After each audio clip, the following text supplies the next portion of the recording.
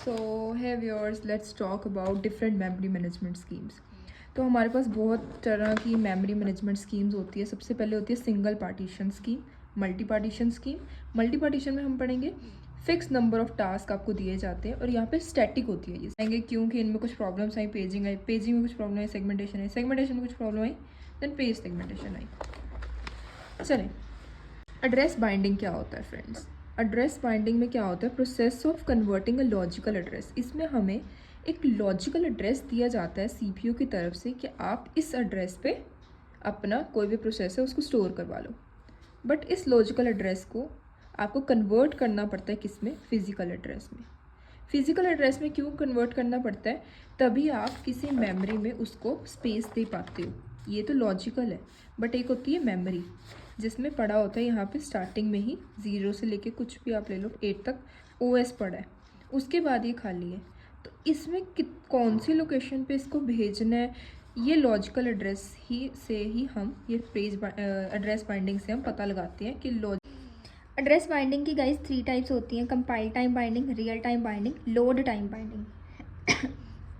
First is compile time binding. जो compiler होता है वो डिसाइड करता है फिजिकल एड्रेस को of the instruction. Program loaded at the fixed allocation not reallocated. हम बस वो खुद ही पीछे से कर देता है सब कुछ। अ प्रोसेस इज री allocated when stored anywhere in main memory. यहाँ पे री एलोकेशन नहीं होता, कंपाइलर डिसाइड करता है where they want to put the instruction. Okay. Load time binding में क्या होता है? Address are determined when program loaded into physical memory, main memory for execution, not at compile time और during the execution. Address, किस address में, इस memory में मुझे किस एड्रेस पे अपनी प्रोसेस को सेंड करना है, ठीक है, आर डिटर्मिन। वो कब डिटर्मिन किया जाता है? जब मेमोरी को हम एक्चुअली इसमें लोड कर देते हैं ना। Program is loaded into the main memory, this is main memory of, this is main memory. इसको फिजिकल मेमोरी भी बोल देते हैं, एक ही बात है। ऐसे वर्ड्स आएंगे तो उन दोनों को सेम ही समझना है। रैम भी बोल देते हैं कभी कभी, वो भी सेम ही है। तो physical main memory for the execution, जब इसमें हमने लोड किया मेन मेमोरी में एग्जीक्यूशन के लिए, तब जाके आपकी एड्रेस जो है वो फाइंड आउट होता है। कंपाइल टाइम पे नहीं। कंपाइल टाइम नहीं कि पहले यहाँ पे बना है और मैं यहाँ पे डिसाइड करूँ मुझे कहाँ पे भेजना है। बट लोड टाइम यानी पहले मैंने लोड कर दिया फिर मैं डिसाइड कर रही हूँ। तो यहाँ पे भी आप री एलोकेशन नहीं कर सकते, एक चीज़ जहाँ पे दे दिया वहाँ पे दे दिया, ठीक है। यहाँ पे भी नॉट री एलोकेटेड है कंपाइल में भी, और इसमें भी री एलोकेशन नहीं है। अब री एलोकेशन है कहाँ पे? ओके जी। अब यह है run time binding. Run time loader में क्या होता है? डायनेमिक लोडर है। Load program into the main memory at run time when program is already running. Program run कर रहा है रन टाइम पे ही हमने कह दिया आप इस जगह पे जाओगे। Some parts of the program are loaded only when needed, used in modern OS.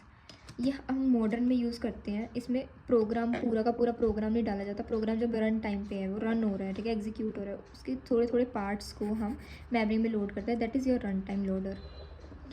Now हम पढ़ते हैं अब सिंगल पार्टीशनिंग स्कीम क्या होती है guys. Single partitioning scheme use compile time binding. इसमें कौन सा यूज़ हो रहा है? Compile time binding. तो कंपाइल टाइम बाइंडिंग तो बेटा बहुत ही पुरानी चीज़ थी, है ना। कंपाइल टाइम बाइंडिंग में क्या होता था? कंपाइलर ही डिसाइड करता था वेयर द फिजिकल एड्रेस, ठीक है, where to store the program. ये कंटिन्यूस होती है, यानी कि एक बार में ही आपने यहाँ पे पूरा का पूरा प्रोसेस डाल दिया, P1 से लेके 9 तक।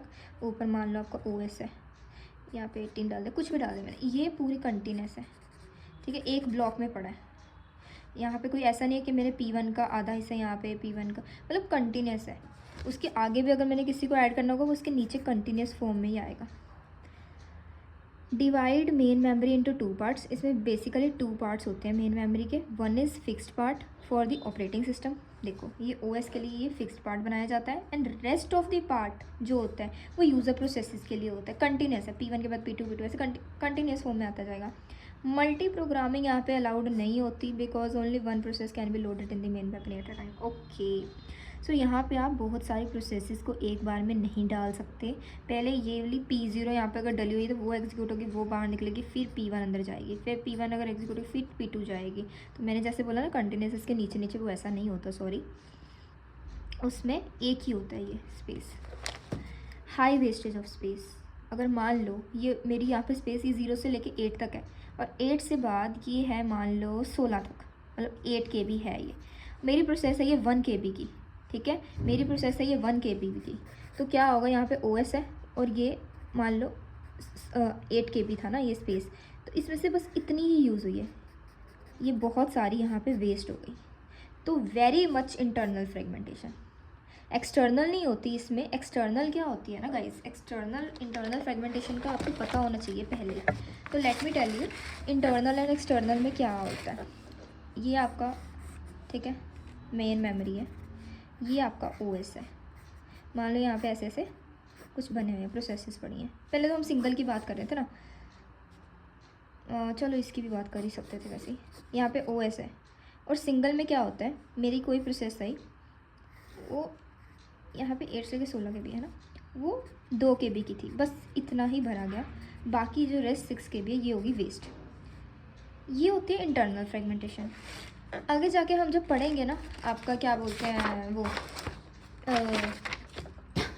बाकी बहुत कि जैसे ये तो सिंगल है, मल्टी में क्या बात होती है, मल्टी में भी बता देती हूँ। यहाँ पे बड़ा होता है OS, तो मल्टी में से स्टैटिक की बात कर लेते हैं, हम स्टैटिक की बात कर लेते हैं या फिर डायनेमिक की बात कर लेते हैं। तो इसको इस फॉर्म में बांटा होता है, 1 KB, 2 KB, 3 KB, ठीक है, कितने हुए हैं अभी और 3 KB, 2 KB, 3 KB, 2 KB, ऐसे बांटा हुआ है। एक प्रोसेस आई 2 KB की, सॉरी 1 KB की, तो मैंने 1 इसमें डाल दिया, ये 1 KB बच गया। फिर आई मेरे पास 2 KB की, यहाँ पे 1 KB है बट अभी नहीं हो सकता, 2 KB की आई, ये दे दिया, इसमें भी क्या बच गया, 1 KB बच गया। फिर आई एक मेरे पास लाइक 8 KB, सॉरी नहीं 5 KB आई, एक आई मेरे पास 5 KB। तो देखो यहाँ पे क्या हो रही है, इंटरनल एक्सटर्नल दोनों आई है। यहाँ ये क्या आ गया, ये एक्सटर्नल है, ये पूरी की पूरी मेरे पास बच रहा है, बट मैं फिर भी एलोकेट नहीं कर पा रही, इसमें कोई इंटरनल फ्रेगमेंटेशन नहीं है, ये पूरा खाली है, एक्सटर्नल है। 3 KB है मेरे पास, कितनी KB, यहाँ पे 3 KB बच रही है, यहाँ पे 1 KB बच रही है और यहाँ पे 1 KB बच रही है। I have enough space to add this 5 KB, but still I am not adding to it. Why because of external fragmentation as well as internal fragmentation। internally भी देखो यहाँ पे बच रही है 1 KB, 3 KB नहीं दे पा रही क्योंकि 5 से छोटी है, तो external fragmentation as well as internal fragmentation यहाँ पे हो रही है। अब हम आगे बढ़ते हैं गाइस, चलें फिक्स्ड पार्टीशनिंग में। फिक्स्ड पार्टीशनिंग में ना हम सबसे पहले इसमें 2 टाइप्स होते हैं ना आपकी, एक स्टैटिक एक डायनेमिक। सबसे पहले हम स्टैटिक की बात करते हैं। स्टैटिक में क्या होता है, ये देखो मैंने एक डायग्राम आई हुई है, 100 KB मैंने साइन कर दिया, 200 KB, 3 MB, 400 MB, ऐसे मैंने MBs में बांट दी, पूरी फिक्स्ड पार्टीशन कर दी।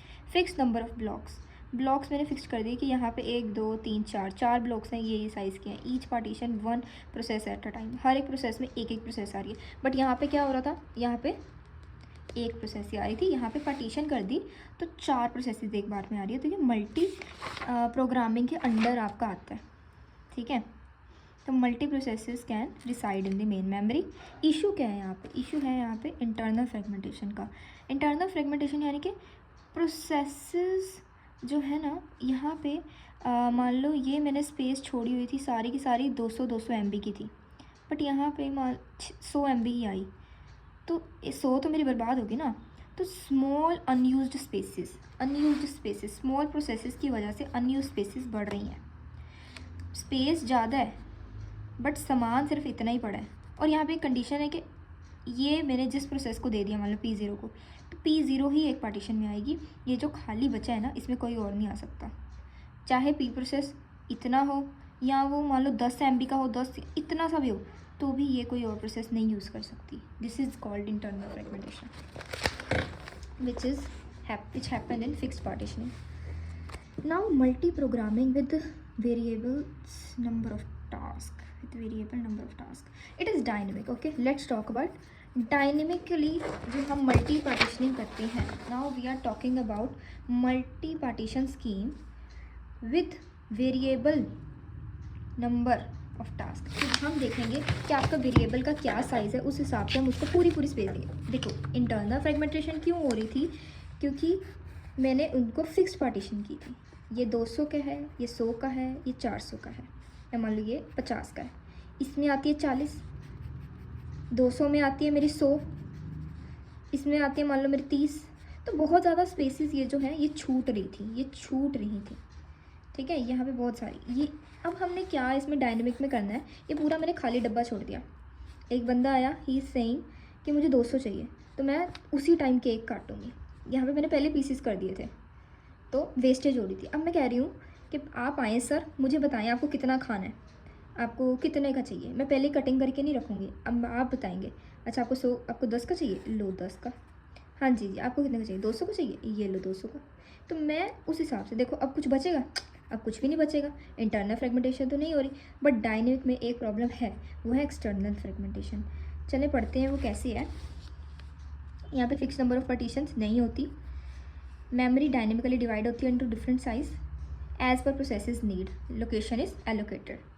Holes created when processes leave termination. Yes, now it's the main major thing कि ये मेरी थी, यहाँ पे OS है 0 to 8, कुछ भी लगा लो, 0 to 10, यहाँ पे 2 KB का कुछ पड़ा है, यहाँ पे मेरा 4 KB का कुछ पड़ा है, मतलब प्रॉपर पड़ा है, यहाँ पे मेरा फिर 2 KB का पड़ा है।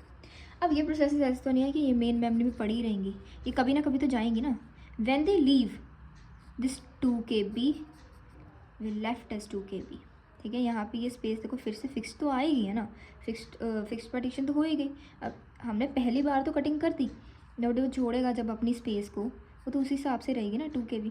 एक बंदे ने 4 KB भी छोड़ दिया, तो ये फिक्स फिर से वही फिक्स पार्टीशन वाली फॉर्म आ जाती है इसमें आपके डायनेमिक में, ठीक है। होल्स, ये इसको बोलते हैं फ्री होल्स। ये free holes created again when the process terminates, and this holes are known as external fragmentation.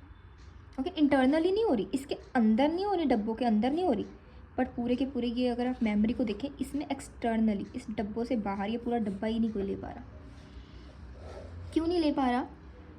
क्योंकि ये किसके अंदर हम पढ़ रहे हैं, आपको सबसे पहले टॉपिक तो पता है ना guys, we are talking about continuous memory allocation. Continuous में आपका आता है सिंगल पार्टीशन, मल्टी पार्टीशन की।